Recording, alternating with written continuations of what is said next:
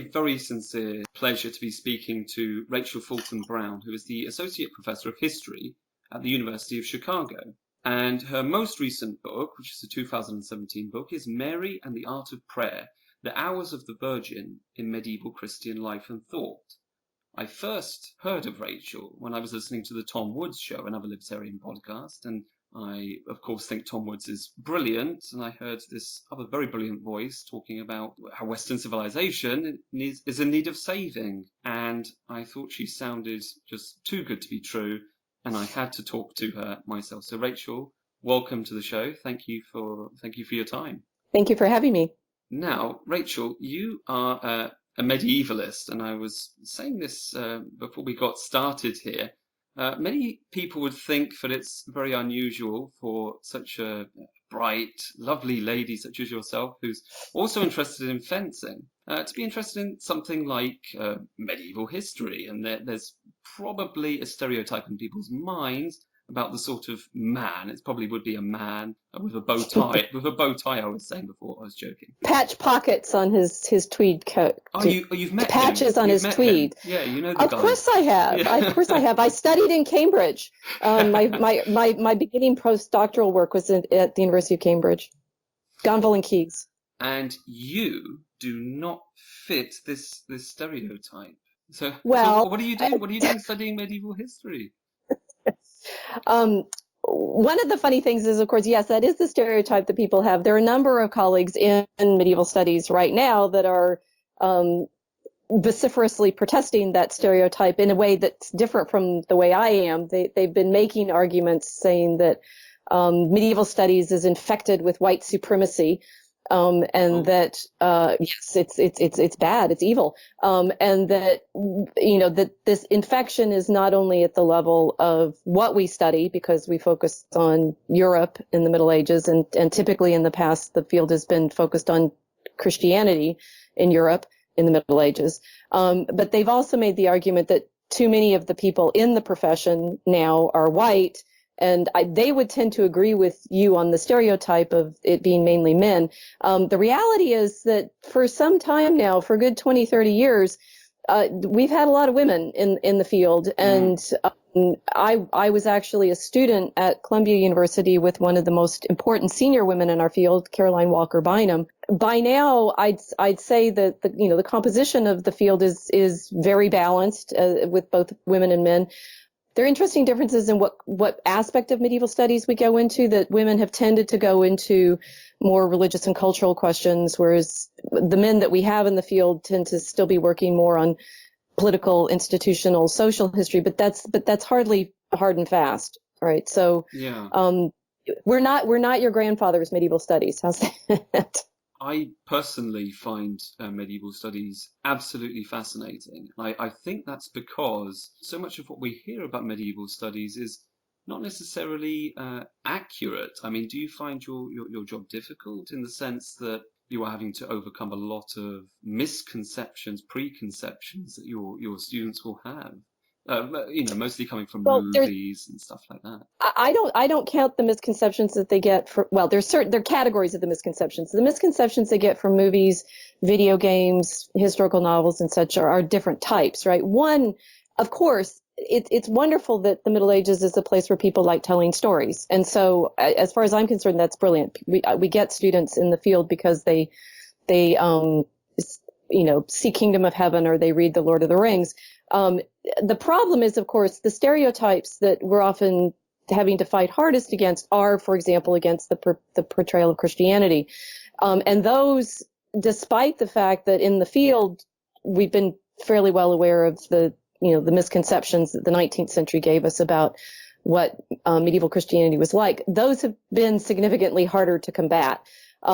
And what's interesting, of course, I mentioned that some of my colleagues in medieval studies, both in the UK and in North America, are quite exercised by this problem of Eurocentrism and I don't know, Christianocentrism in medieval studies, is that they are, to my mind, only reinforcing some of the 19th century critiques, that most of what people think about when they think medieval Christianity, the first word that pops into their head is Inquisition, and rapidly followed by Crusades. Yeah.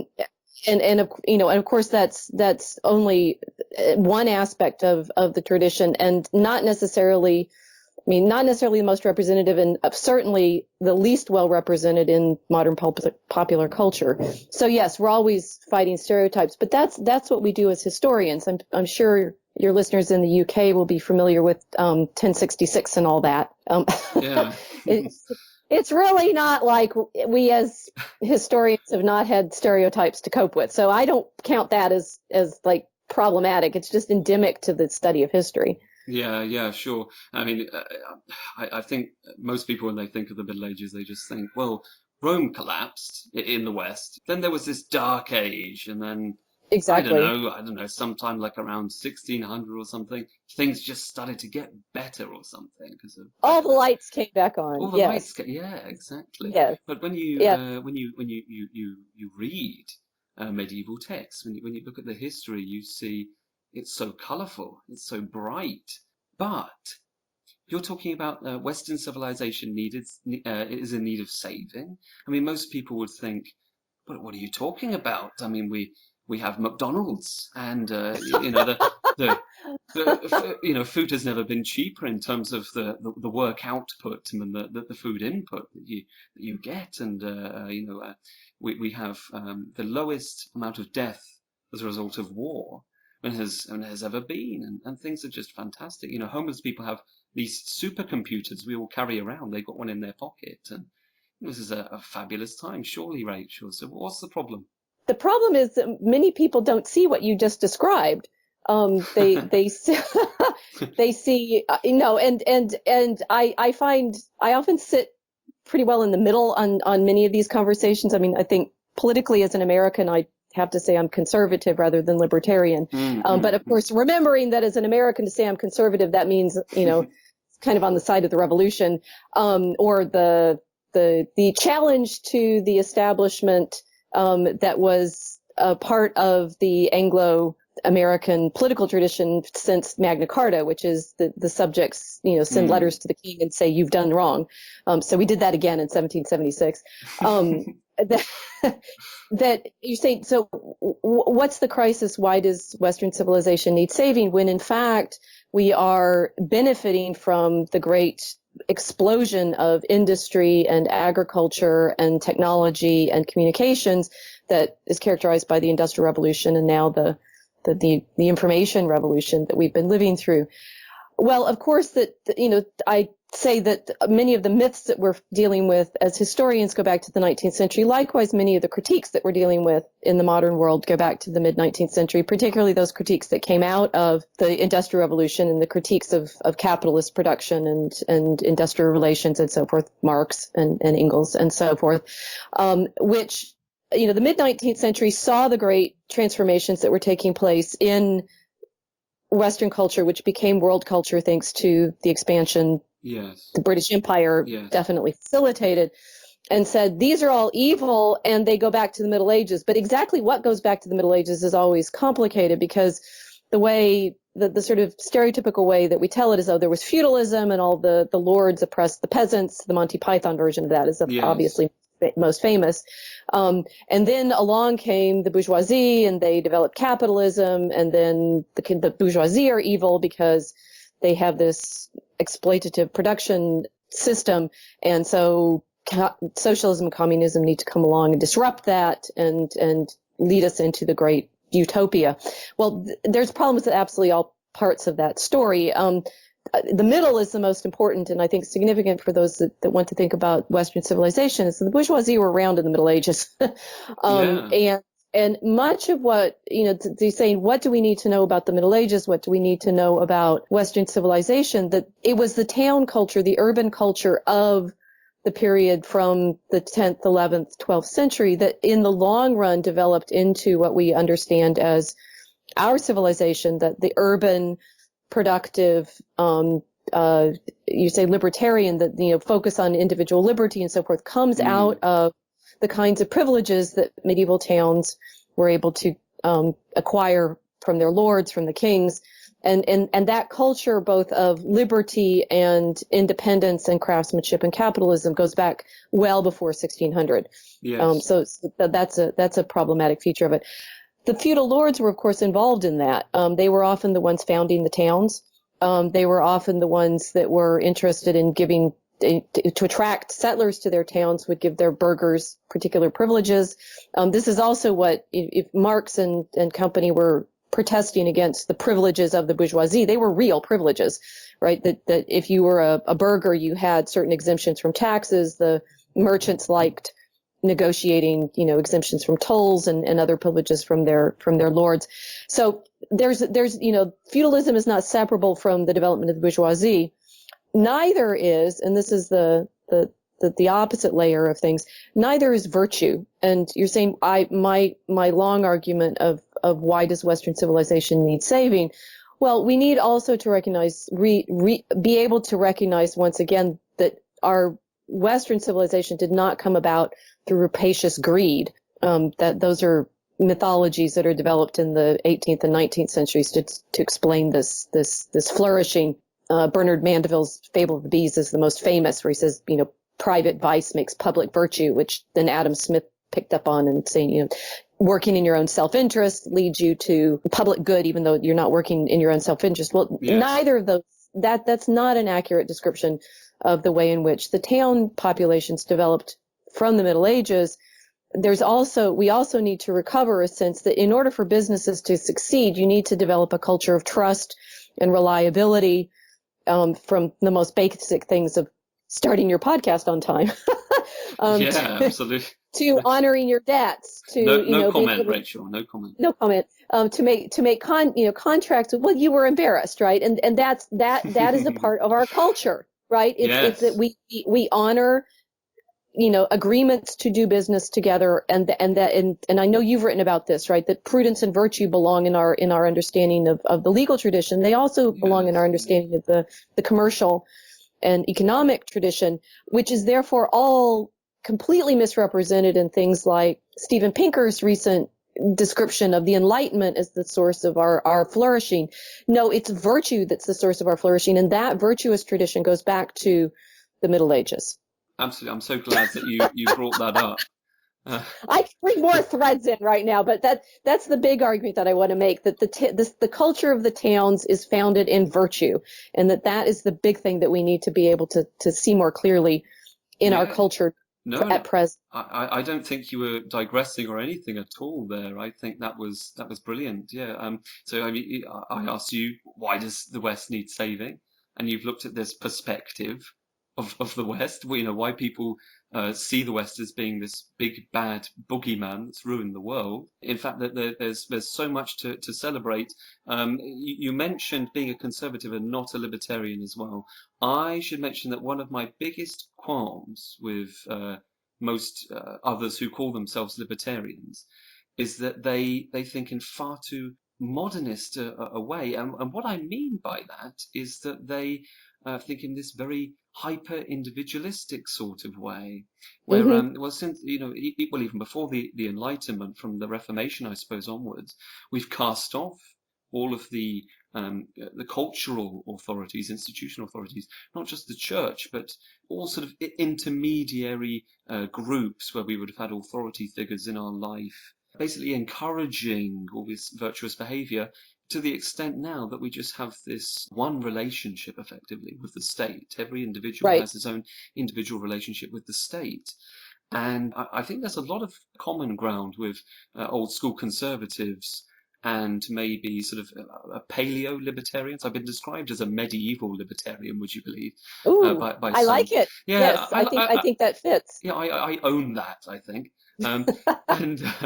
But because from the medieval period, we can see that there's more of a personalism in the way people are viewing, yes, the individual with his individual rights and his own free will, but there's also this natural order which comes out of that, and that has to be what informs our law, not this idea that never mind virtue, never mind philosophy, matters like that.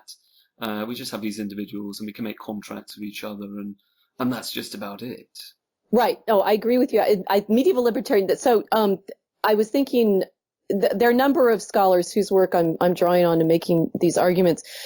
For the Middle Ages, and the way in which you're describing them as these networks of associations and sort of built up from most typically from the parish level, town to the towns, to the counties, say in England, to the kingdoms and so forth. Susan Reynolds' book, Kingdoms and Communities, is very important. She's trying to make an argument for the rationality of medieval government at all of these levels. But the strong argument that she makes is also that government operated it from this local level to the kingdom level, so kingdoms and communities, and that the kinds of structures that you're describing, yes, the reason that modern Western government works, and Tocqueville also, of course, pointed this out with respect to the United States, that we practice governing at all sorts of levels, right? So you have your school board level, you have your local church, your parish level government, you have your town level government, you have in the United States the state level governments, and that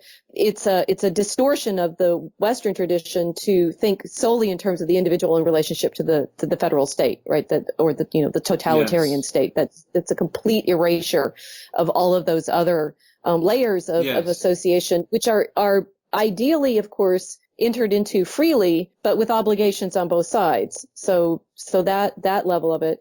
And then my argument about the bourgeois virtues is, of course, from Deirdre McCloskey's work on the bourgeois virtues and her answer to the she crosses herself when she mentions Adam Smith, right? So you can see where her loyalties lie. Yeah. I think she doesn't take the argument back far enough, because she's looking obviously at the Anglo-Dutch developments in the 17th and 18th centuries, and I would say those developments depend on structures that are in place from the medieval period as well.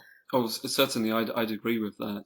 It's like you said before. I think it ultimately comes down to a virtue, and having these shared ideas of virtue. And obviously, my background is in law, so I see that justice, having a shared definition of justice, is so very important. And I mean, not only do I think that having a shared definition of justice, and obviously having the church as this kind of supranational cultural institution helps that. I think it was the only way that the medieval world worked, with this plurality of jurisdictions. I think when libertarians, especially anarcho-capitalist libertarians, talk about everyone just being free and having different protection agencies and all of that, I see that there is a market for injustice. There's a market for vice. Yes. And so, and they're independent protection agencies. It sounds like they're wanting Renaissance Florence, and you all have your liveried swordsmen belonging to your particular household. That needs tempering. Yeah, but I mean, how can we do that? You very much see, and I kind of conclude along similar lines to you in my now upcoming book, that Christianity is really needed. A kind of reinvigoration of Christianity is needed to save the day, because that's kind of what did the job before. That's a really truncated version of your argument, but yes. I mean, is that right? Let's go into that. Yeah. Yes, Christianity will save the day. We can see some of the ways in which we're in difficulty now with what the Catholic Church is going through at this very moment. Yes. That it is a lack of virtue, obviously, and with the scandals over the way in which the networks of priests have abused young men entering the seminary, and many young men who, like my friend Mylene Opolis, were abused by priests, particularly in their adolescence.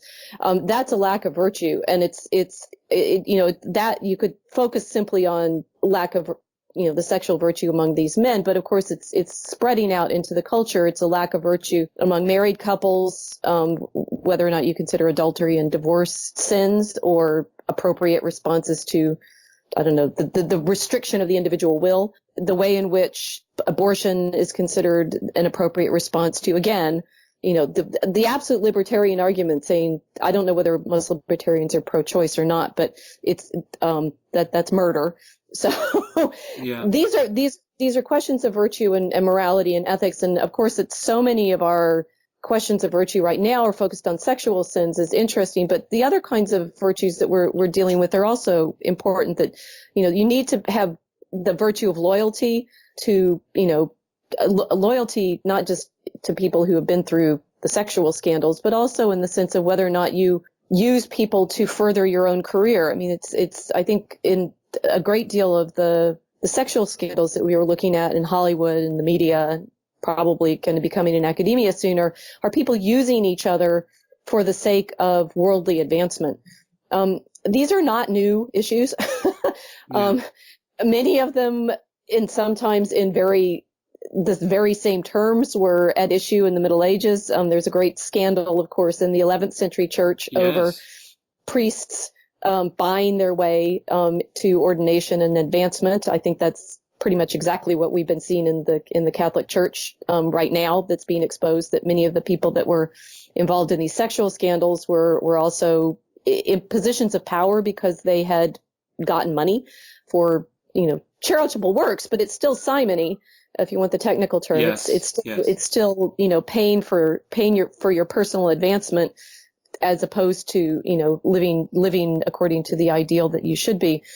And it's easy in modernity to, and going back to what we said earlier about the caricatures of the church from the 19th century, the caricature of that straight-laced sexual morality that's oppressive to women and keeps them bound in the home. Well, we need to flip that around and recognize that one of the great innovations of both Judaism as a tradition and Christianity is the recognition of marriage as a sacred relationship and as a sacrament. It's only that relationship, that monogamous sacramental relationship, that elevates women to the status that they have in Western society. And feminists since the 19th century have been big on saying that marriage is a way of oppressing women and making them bound to the patriarchy. No, marriage is a way of taming men and and getting them by way of a vow to say, I will stay faithful to you. I will not cheat on you. I will not treat you like a whore. I will not treat you like a concubine. I will have one sexual. That's much more restrictive on the men than it is on the women. Yeah. And that we have now created a culture in which even the women are expected to be sexually licentious because that's liberated. That's insane. I think it was. Are you seeing why maybe Mary may be the answer here? We're slowly getting there, aren't we? We're getting to that Yes. point. We're slowly getting to your book, basically. No, something massive is broken, and often it's the very things that we thought were the solution to, the quote enslavement of women. And it's like, no, in fact, the Western tradition created the greatest support for women in the history of humanity, which is to say that having a single wife was actually the ideal towards which men should be aspiring. That's not the ideal that many other traditions have had. And you think about polygamy, I know that right now there's arguments starting to be floated again that say it's good for the women to have these no, it's I take that as a problem, both as a Christian and as a woman, that you do not benefit as a woman by having to share your household with multiple other women and be the sexual partners all of one man. That is not a virtuous relationship. No, it seems to me that is it takes away from that special sense of devotion and loyalty and singular love through the good times and the bad, and the certainty of that. It seems to detract from that. I cannot see what would be attractive about it unless it was just purely ideological. You felt you had to. But well, it's attractive. It's certainly attractive to men because men actually like having multiple sexual partners. Well, of course, yeah, absolutely. And that's why I said that marriage is actually much more restrictive on men. The ideal is, right, and that's why appropriately we get upset when people cheat. Right. That women get upset when men cheat because you could say, okay, the men are taking resources away from caring for their families, but that's a spiritual disruption as well. That marriage is, and this is where chivalry comes into it. I've been thinking about this a lot, and this gets us to the the image of Mary as well, because she's Yes. deeply bound up with the development of the ideal of chivalry. Milo and I did a podcast on his show back in the winter, and there was this article that he had of a woman talking about her sexual exploits in college and whether or not she felt liberated or something like that. And I brought up the example of the movie Clueless, where the characters are talking about why Cher, the main character in the movie, is still a virgin. And her girlfriends one of her girlfriends is teasing her, saying, you're still a virgin. And Cher's response is, well, she's deep into fashion, right? And she says, you've seen how picky I am about my shoes, and those just go on my feet. Women should be pickier about who they have sexual relationships with. And of course, keeping the man waiting until marriage is being as picky as you possibly can, saying, look, what I have is valuable, right? My relationship with a man sexually is spiritually, emotionally, personally so valuable to me. I'm going to make sure that he has made himself worthy of it by courting me, by showing that he can provide for me, that showing that he will defend me when I am threatened, either physically or socially or financially. Yes, you should hold out for him to prove himself to you. But then there's an obverse that women need to recognize that men also, deserve respect for being willing to make that, I don't want to say sacrifice, commitment, right? That insofar as men are willing to commit to marriage, women need to commit to them in return. And that is that, whether that means, you take care of the house, or you take care of the children, or you take care of being the core for your family, that you create a home. Because women are good at creating homes, right? We're good at housework, and we're good at tidying, and we're good at home decorating.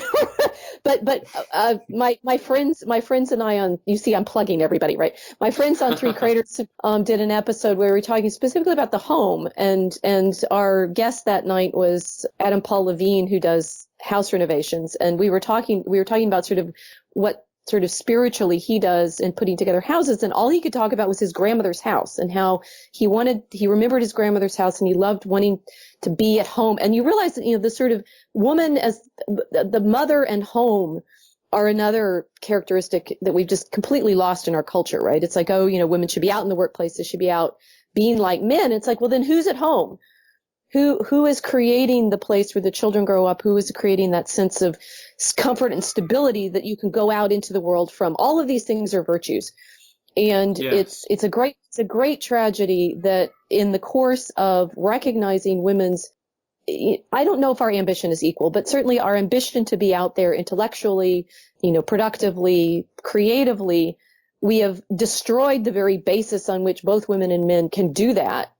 I'd say, that's one of the reasons that we need saving from ourselves, from our own sort of ambition and ideals and creativity. Talking of Milo, I think he was the one who said that Sex and the City more accurately depicted the lives of fellow gay men than of the women that he knows and of his female friends. His female friends, of course, feel that they have to comply with this lifestyle, but really they much rather be reading Pride and Prejudice or something like that. And when the man when the man does hold the door open, right? That Carrie's whole, the arc of Sex and the City is that Carrie wants Mr. Big to commit to her, and that she's very, very sad when he won't. And the great drama of that is this sort of absence of courtship on his part. So yes, and that's exactly the way Milo talked about it. And chivalry, again, to go back to the Middle Ages, chivalry developed from the court, but it was the women who were patronizing the bards and these other guys, and the troubadours, of course, took this up. But the whole culture seemed to have started and seemed to have this strong influence from women, and it was obviously in their best interest. Don't be some barbarian who just rips flesh from the bone and chucks it on the floor.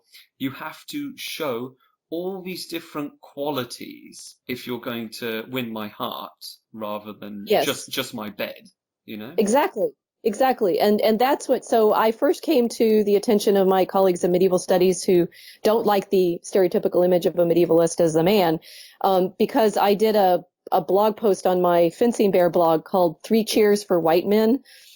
This was back in June 2015.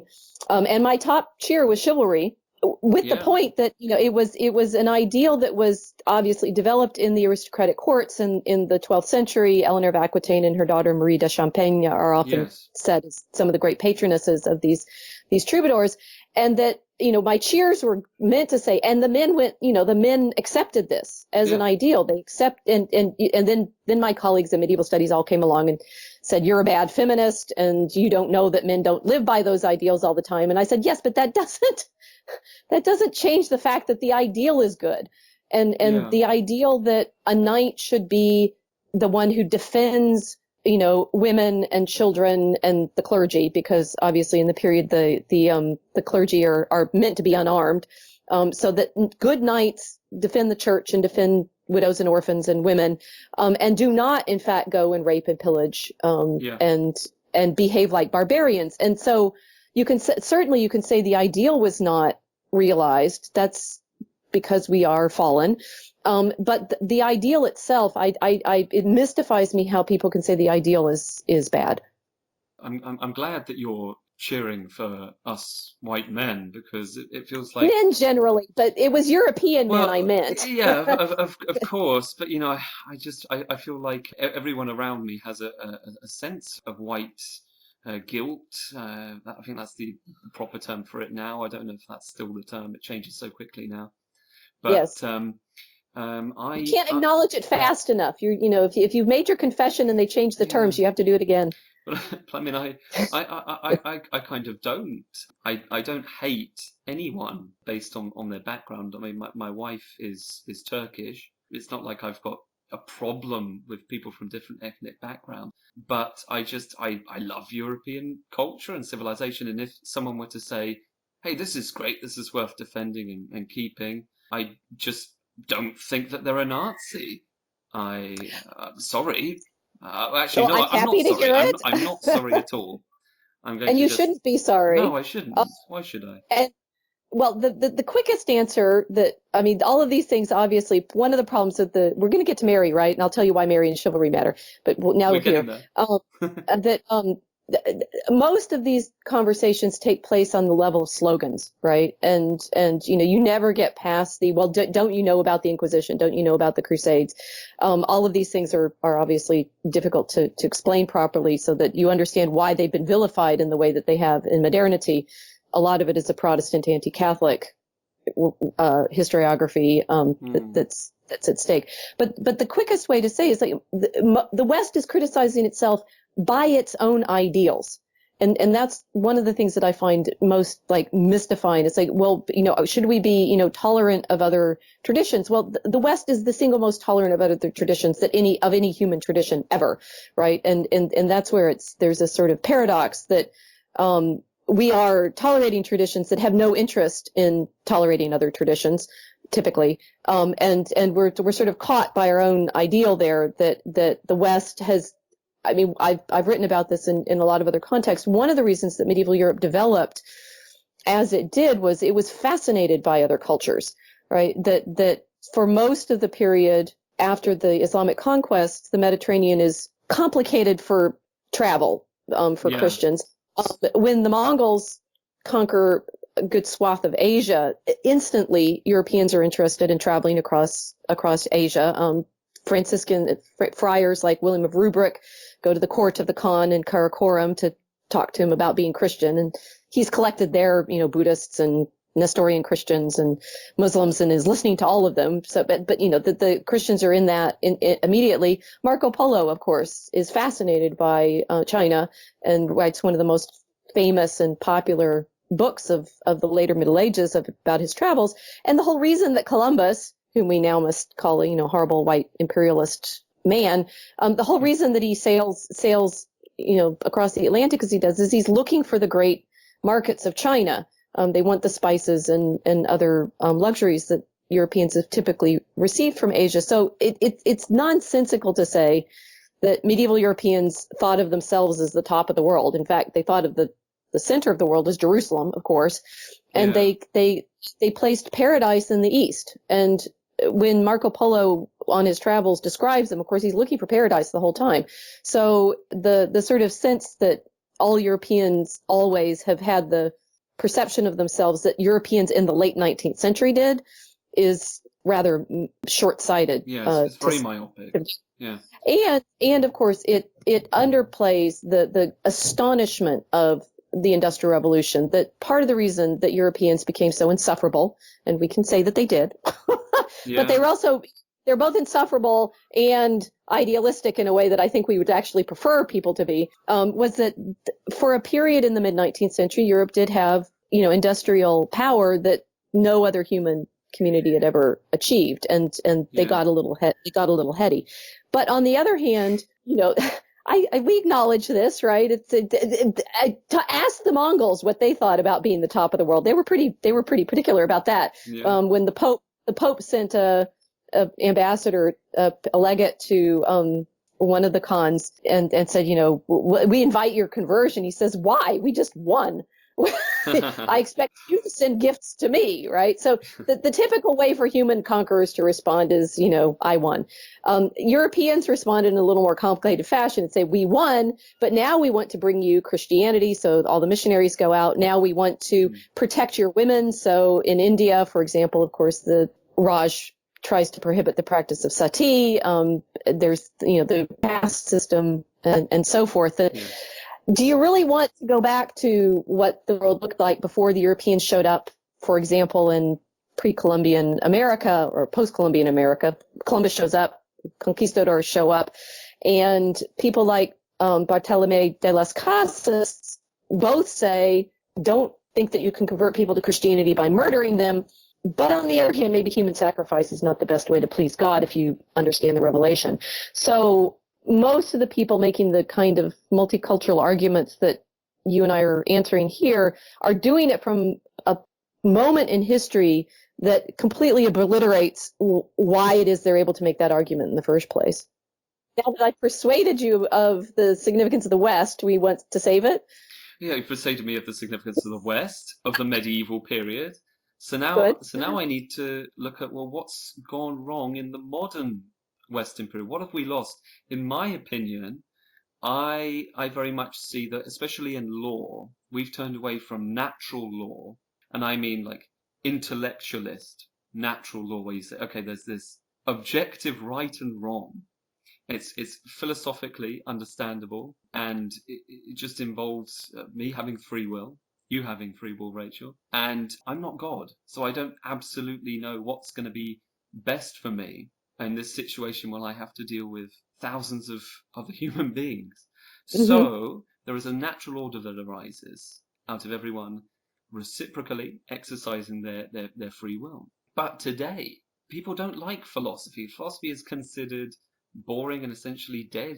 Richard Dawkins doesn't even think we need philosophy. But on the other hand, they kind of sound a little scientistic. What I mean, scientism is in the scientific method is the only way to determine like proper truths, that kind of thing. But of course, you can't use the scientific method to determine that very statement. So, I mean, we need to be engaging in philosophy. We need to be embracing this, and I feel that we've just abandoned wisdom. And when we think about justice, we think of Lady Justice, the statue, the goddess Justitia. Now, before, she would have been presented with her sister, Prudencia, wisdom. But now, of course, she's not. We have this sense of law where it's just blind justice, just the state saying what's right and wrong and blowing around with the wind. And there's no kind of objective grounding. Do you feel that is, in a way, we've lost Mary, and so we've lost like our figure who represented wisdom for us, something like that? Well, Mary did represent wisdom for us, and that's very significant. I think going back to your argument about natural law, that so I'm not much of a Thomist yet. I'm doing a course this autumn on virtues and vices, and I'm going to get myself to read a bunch of Thomas for that. He's coming rather late in the development that I think of. My grounding is much more in monastic exegesis, and therefore in their meditations on scripture and the liturgy. And in what you're describing, I mean, all of that is behind what Thomas is able to argue in terms of natural law. And the premise that you made from the beginning of free will, there's nothing in nature that necessarily proves our free will. I mean, there's scientists that like making arguments about whether or not we're determined by our genes or our physical selves or our, the concept of even having a free will. I suppose you could philosophically prove it, but it's fundamentally, in my understanding, a theological claim, which is then, sort of grounded in the recognition that to be free, we can also choose sin, because otherwise freedom is irrelevant, right? You're just making choices, animal choices. Does my dog have free will when she chases a squirrel? Well, yes and no. She seems to be able to stop chasing if I say to her. It seems to me the scientists making these arguments never come to grips with the problem that if we are simply animals, there's no morality, right? There's the lion who hunts for food is just eating. The human being who kills another human being because one is intruded on his territory. Well, do you think chimps who do that are acting immorally? No. It is, as human beings, we are already putting ourselves in a kind of category that cannot be answered simply by saying, nature, right? So yes. I think there's a philosophical problem in divorcing itself from theology to start with. Mm-hmm. And John Milbank's work, of course, that ties into it again. Just now I was talking about how we need prudencia, the goddess, this female figure to bring us wisdom. And John Milbank's argument, of course, is that forgetting about the hard sciences, even in the social sciences, so even in the area of philosophy, even in these areas, that there's still this Hobbesian assumption of the violence of the state of nature of man. Whereas, of course, the Christian worldview, or more specifically the medieval worldview, was just totally different. The natural world, in terms of men, was assumed to be a peaceful thing, especially in the Christian world. We're supposed to be brothers. We're supposed to be loving each other. I mean, everything that deviates from that. So as soon as violence comes in, that's essentially like heresy that's coming in. No, and it's like, yes, the ideal is brotherhood and aiming towards the city of God and this community and fellowship. But we are, in theological terms, fallen, and therefore living that way takes virtue, right? And I think that, Aristotle sets it up that the virtuous life is ultimately the contemplative life, that you want to live in a way that you can give yourself to contemplation, which obviously is appealing to the medieval Christian philosophers who are reading him. But whether the city, and it's natural for human beings to be social, which I think is appropriate, but it's also natural for human beings to kill, right? Anything you're talking about human nature, anything we do counts, right? For us to lie to each other, all of those things are natural. So how do you decide whether they're good, whether they're appropriate, and you can say if it's survival of the individual or even survival of the group, all of those things are appropriate. I'm going to kill in order to keep my own group alive. That seems like a no-brainer, right? And of course, the medieval theologians and philosophers and preachers had thought through all of this, saying, well, these are not. It's not the relationship that we want to have with each other because it's not the relationship that we have with God. So in that sense, we kind of need a theology as like the queen of the sciences. How does Mary come into all of this? The argument in your book is essentially if we reintroduce a devotion to Mary through cultural, through spiritual means, we'll be able to change hearts and minds, and we can get back to the virtues that we've lost in the West. Is that about yes, okay. Right? That's lovely. And so now I'll explain what I mean by it. So the long argument in my book is that without Mary, we can't see Christ. And that's an argument that Protestants find particularly challenging because, of course, they focused on that passage from Paul saying we have no mediator but Christ. This is not about Mary as the mediator between humanity and God. It's about the reality of the incarnation. And the reality of the incarnation is that Mary is the place in which God becomes present and visible to the world. There's a lovely prayer that Anselm of Canterbury wrote in the late 11th century that talks about how Mary showed to the world the Creator whom it had not seen. So there's a theological claim there that without the incarnation, we can't see God fully. And indeed, if you think about the Trinity, it's not fully revealed to the world until the birth of Christ. And so that theological claim is that through the birth, through Mary, God reveals himself to the world as Father, Son, and Holy Spirit. And in the medieval tradition, the way in which Mary is described, she's above all this place where God becomes visible. She's the Ark of the Covenant, the new Ark of the Covenant. She's the temple. Often in her iconography, she's the throne of wisdom. So she's seated and she's holding her child in front of her, and she visually provides a frame for showing Christ to the world. Now, in the Byzantine tradition, this is more overt in their debate over icons. That whether or not you can portray the divinity in a painting, and the argument that John of Damascus makes is that the image points to the prototype, but the premise of it is that by becoming incarnate, God made himself visible to the world, and therefore the devotion to the Virgin as Mother of God, as Theotokos, is grounded very strongly in the Eastern Orthodox tradition, because they appreciate this role that she has as temple. Right? She's the place that you pray to God through.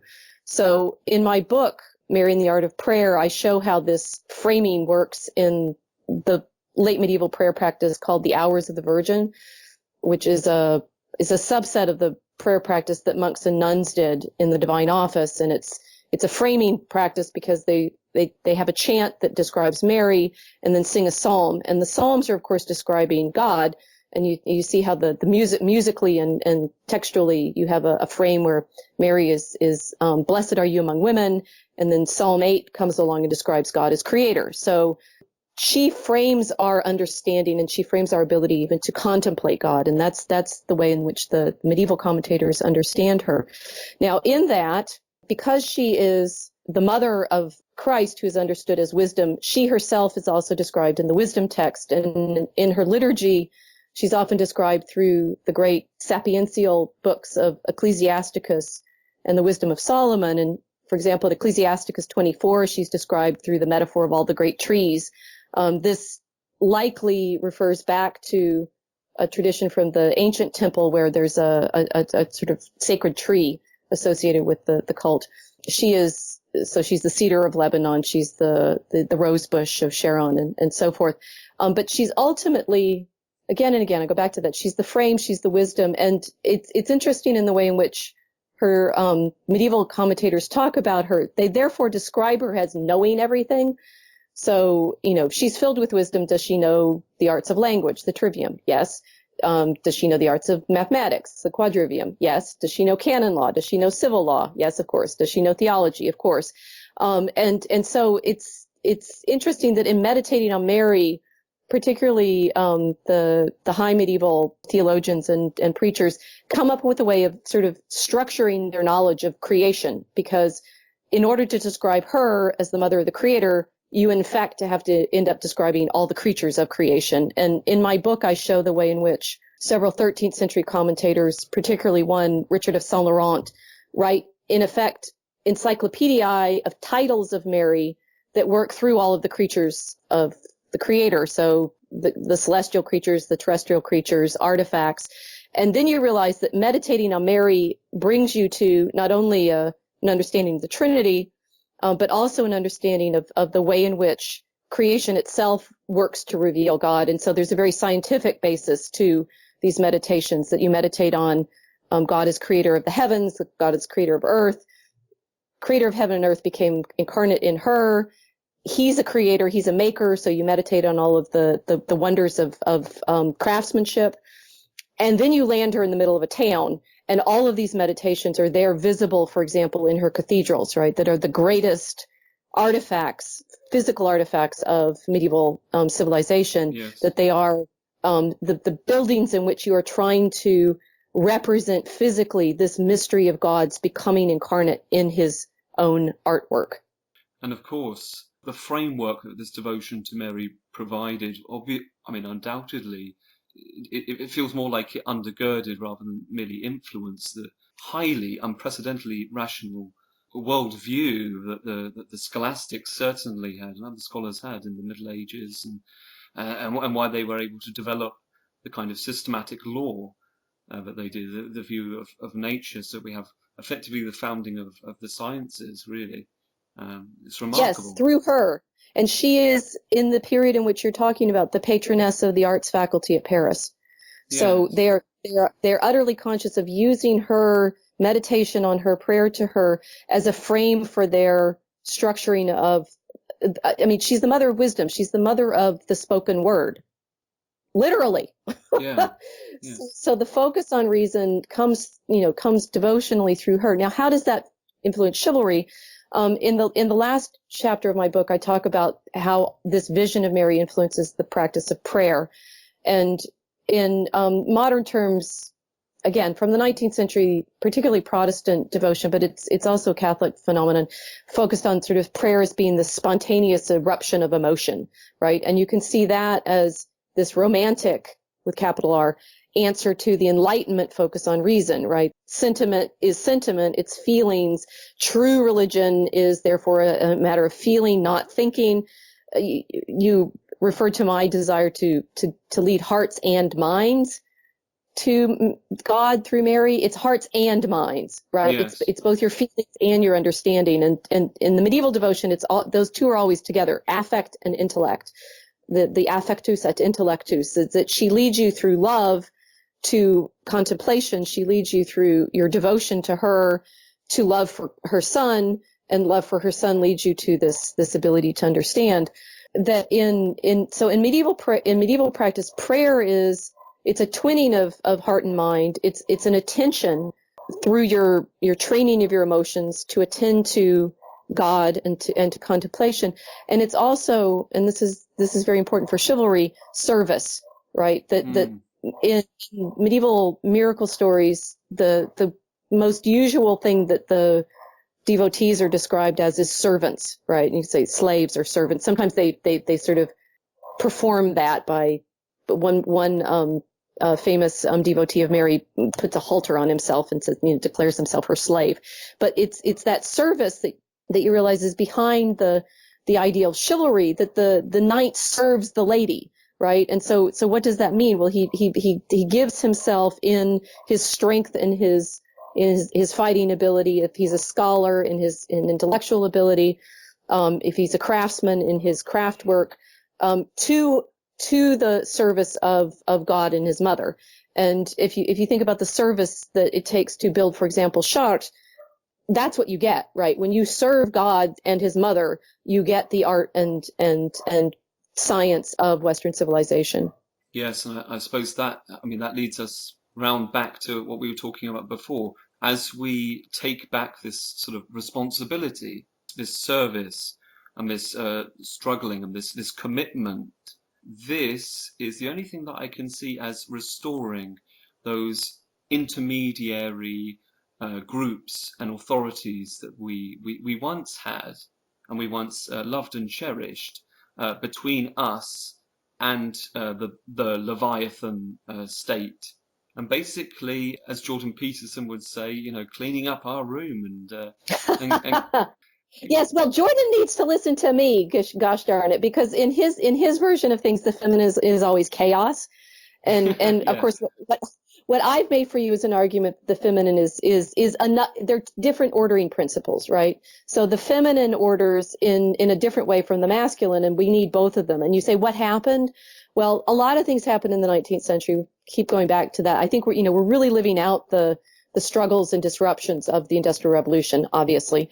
And as the means of production changed and factories start taking on, a much more significant role in our productive life, and first men and then women are working in the early factories from the very beginning, we lose that sense of, sort of where is the human being grounded? And that's why in so many conservative arguments, we're always coming back to the family and the bourgeois family and I've made the argument that the married couple is very important for women's support and equality, right? The home is obviously important. Much of the Industrial Revolution is dedicated to making stuff for building houses. Bill Bryson has a lovely book, At Home, that, if you've ever wondered what the Industrial Revolution did for you, read at home, because he talks about bricks and plumbing and electricity and, all of the different crafts and industries that go into making every room in your house. That if you look at the industrial production of the world, much of it goes for homes, right? So that's lost when we start talking about masculine and feminine as somehow at odds with each other rather than mutually reinforcing. And two, going back to Professor Peterson's imagery, which I have played with a bit myself and find good to think with in a lot of ways, but I think he misses out the role of the home and the role of the feminine in creating that ordered structure at home for the knight or the hero to go out into the world and fight his dragons, right? That you go from the home that is stable and structured in a way, and that's the Marian home, I'd say. That's the home that you have when your service to God is focused on both the masculine and the feminine through her. That makes so much more sense. I'm happy to hear it. Could I just say? It's almost a light bulb moment for me. So, listen, there you go. That's another industrial metaphor, the light bulb. Yeah, I can't escape it, can I? I wouldn't want to. I wouldn't want to live in the Middle Ages. I must say, it would be fascinating for a day, perhaps, if I'd even survive that. But none of us would. But we don't have the skills. No, we simply don't. But we do want to move forward, Rachel. We do want to get back to the virtues, because that's really how we're going to move forward sustainably, and for our salvation in more than one sense. Yes. Listen, I am very wary that I have taken up far too much of your time. Oh, so for your listeners, yes. So I have various places you can find me. And on my Fencing Bear blog, I have a what to read list if you're looking for sort of hints of things that I've found useful to read in more general terms. And then my homepage, if you search for me as Rachel Fulton Brown, my homepage has syllabi for all of my academic courses. If you want more reading in the Middle Ages and virtue, and the course that I'm talking about, the Virtues and Vices course, I'll have that syllabus posted probably within the next few weeks, because it's a new course that I'm putting together for this autumn. I'll put a link in the description, and also, of course, links to your work, because I highly recommend that everyone go and buy your books straight away. Please do. Yeah. And also my video podcast that I talked about, Three Craters Symposium. It's several friends and I who've been practicing what we hope are the kinds of conversations that will help us through this cultural crisis, in the sense of trying to model how you go from a question to deeper understanding through a longer conversation, as opposed to just ending up in sound bites and slogans all the time. Thank you so much for your time, Rachel. I really Thank you for having me. Enough. It's been an absolute pleasure. And perhaps maybe one day we can do it again sometime. I'd love to.